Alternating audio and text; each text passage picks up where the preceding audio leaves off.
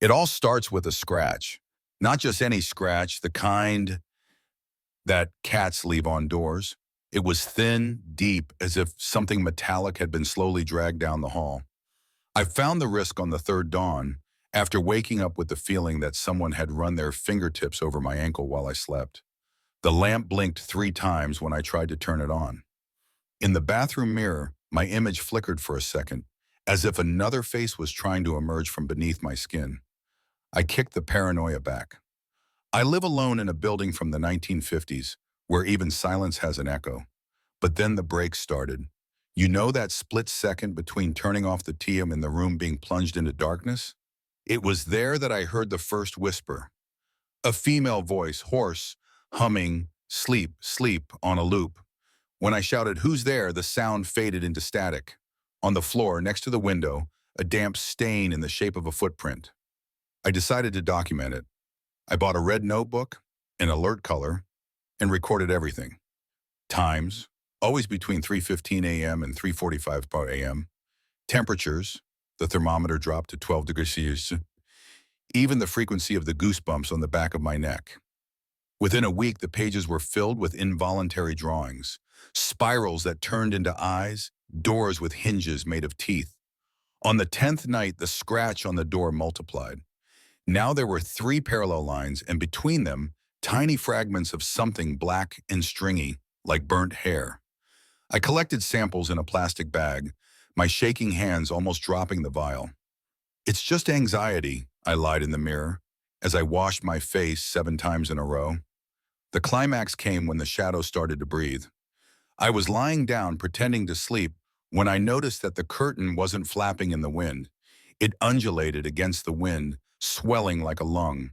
Within the fabric, figures writhed, elongated silhouettes with inverted joints. I did what any junior researcher in physics would do. I took the thermal camera from my work. The photo revealed the impossible. On the display, a bluish mist floated over my bed. Red rays radiated from her, connecting to specific points in the room: the doorknob, the switch. The digital clock stopped at 3:33. It was a circuit, a network. It was then that I understood the pattern. Each event occurred in the micro-intervals between human actions. The instant after turning off the light, the pause between one breath and another, the vacuum left by an interrupted thought. These spaces, these voids, were doors, and something was using my own attention as fuel to cross them. I started experimenting. I placed a white noise generator in the hallway. The shadows retreated for 2 nights until they adapted. Whispers emerged within the noise, molding themselves to the fissures between frequencies.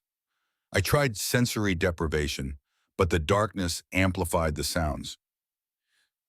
Scratches turned into scratches inside my bones.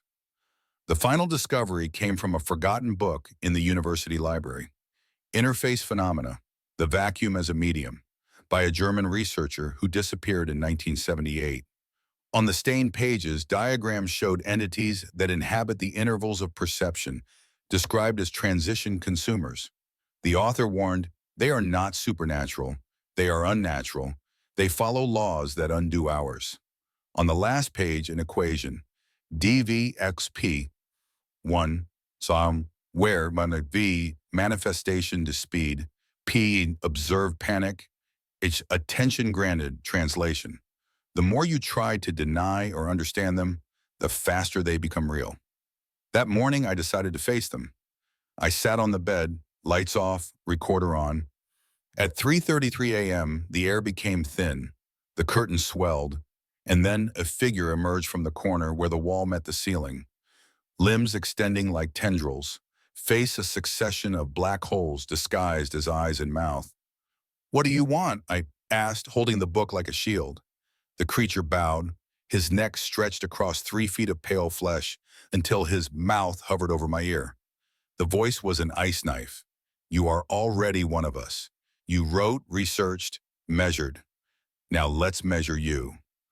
The recorder captured my scream and what came after: clicking sounds, liquids running, and a distorted melody. My own voice humming, "Sleep, sleep." Find this text printed on my computer, which now turns itself off at 3:33 a.m. Also find the red notebook with one last note in shaky letters. They're not just in breaks, they're made of breaks. The space between your heart and your ribs, the pause before you scream, and now the time it takes you to. The sentence ends there. Be careful with the voids you feed. And if you hear a scratch followed by a familiar whisper, don't breathe, don't think. Mostly, don't stop.